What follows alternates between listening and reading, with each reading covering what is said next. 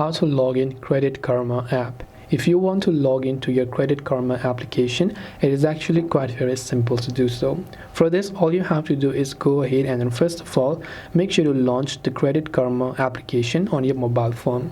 Once you launch the CreditKarma app, this is the interface that you will be able to see. Now, if you don't have an account, by the way, you can tap the sign up button, but if you already have an account, just go to the sign in button. And over here, you simply want to make sure to enter your email address which you use for your CreditKarma account.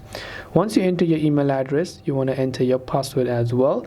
Now, and after you do that, you can just tap on the continue button to be able to go ahead and then log into your account. Now, sometimes you must have forgotten your password or you're having issues logging in. You can say can't log into your account, try another way. So tap on try another way option and you will see a couple of options right here, and over here it will give you the option to log in with other options, or you can also go ahead and then basically enter it. So you can find your account first of all by entering your email address, and once you enter your email address, you can use this email address to also reset your login password by tapping the continue button and logging in and then resetting your password. So this way you should be able to go ahead and then basically fix or log into CreditKarma. If you have any questions, feel free to leave them down. Thanks for watching and see you in the next video.